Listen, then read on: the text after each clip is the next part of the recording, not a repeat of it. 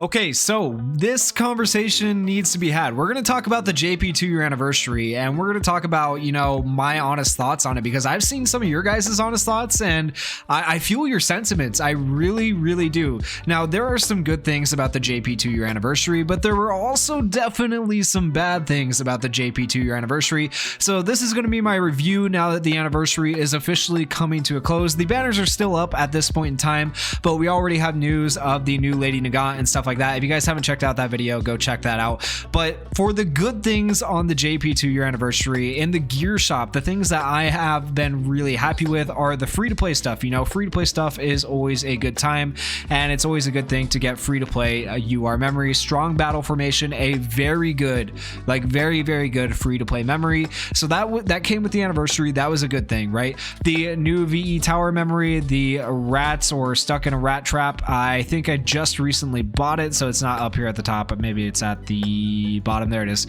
Okay, rat in a trap. It's not a great memory, okay, but it's an okay memory. And the thing about these memories, the reason why they're so important is that they are free to play, but also they give us a look at the characters that we might be getting in the future Impact Fest characters. So we might get an Impact Fest Sugar Man here in the future, which would be very, very cool, right? So keep that in mind. Any memory that has a future dressed up character like this is probably an indicator for what we can expect in the future, which is nice. Now, in terms of the characters we got, well, let's talk about that. Okay, so for the recruit, I don't know that anyone was really super happy when it came to the characters that were chosen. It's like the millionth Deku in the game, right? We just had Vigilante Deku before this, and it's like we didn't really need another Deku. Vigilante Deku is pretty hype as it is.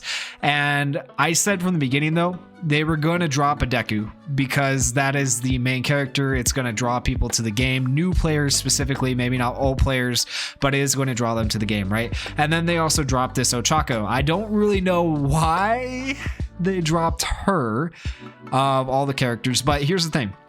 They made her kit very, very good, and they made Deku's, it's okay. But the biggest problem I have with both characters from the anniversary is I feel like they both have to be over level 100 to actually be useful in the game, compared to whereas other characters, you can just get them to level 100 and still have a pretty good character when it comes to PvP. PvE aspects, the Deku's meh.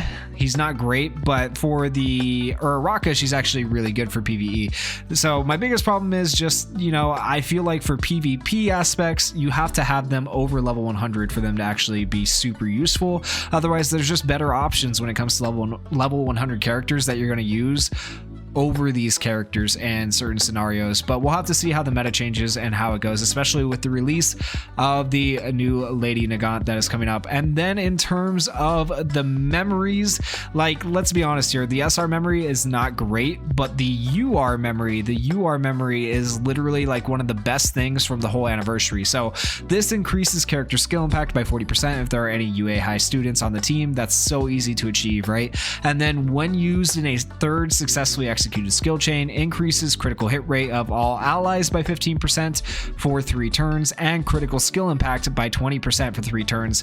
That is really good because it's a technical hit and it increases your crit rate, which is nice, and then it increases your skill impact as well. But not only does it increase one character's crit rate, it increases the crit rate of all allies. That's what makes this memory so good. It is really literally probably the best thing on the banner, and I did pull a bunch of it, and I know I was upset I pulled a bunch of the memory and wasn't pulling the characters, but the memory is actually very, very good. Now, the drop rates, I feel like I just got very unlucky.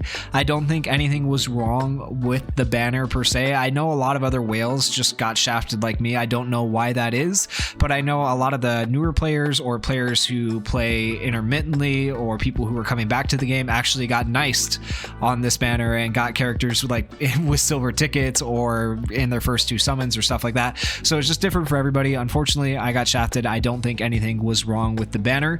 And then the last bit of thing that I have to just kind of talk about is a celebration. A Supreme Party has 5 hours left right now.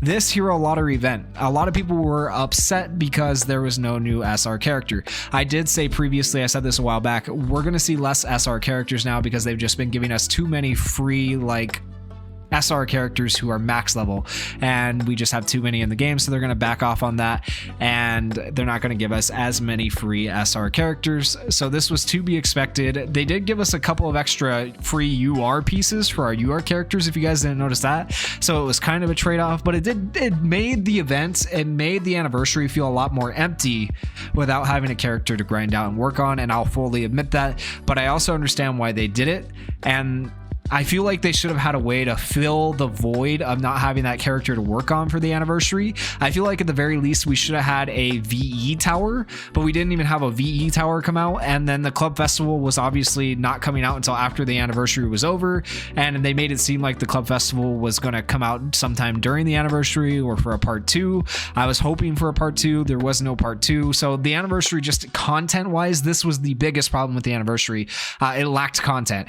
The anniversary was characters and a memory and the free-to-play memories, and that was it. Okay, the free-to-play memories were good, the characters were meh, the summonable memory was good, the event was meh, we didn't get a new SR character, and that pretty much sums it all up. But I think we got some good stuff to look forward to upcoming in the game with the new club festival, the new Lady Nagant, and all that other stuff that's coming in the game, so that is something to look forward to. But overall, I am not super satisfied with the JP 2-year anniversary. I feel like they could have done more. I feel like they could have given us more content is the main thing that I would have been happier about. I mean, games like Black Clover can release with all the content that this game already has, and it's still adding in. So I feel like they could have given us more content, and that's my biggest complaint. But let me know how you guys felt about the JP 2-year anniversary down in the comments. And if you guys enjoyed this video, please go down there, hit that like button, hit that subscribe button, and thank you guys for watching. Peace.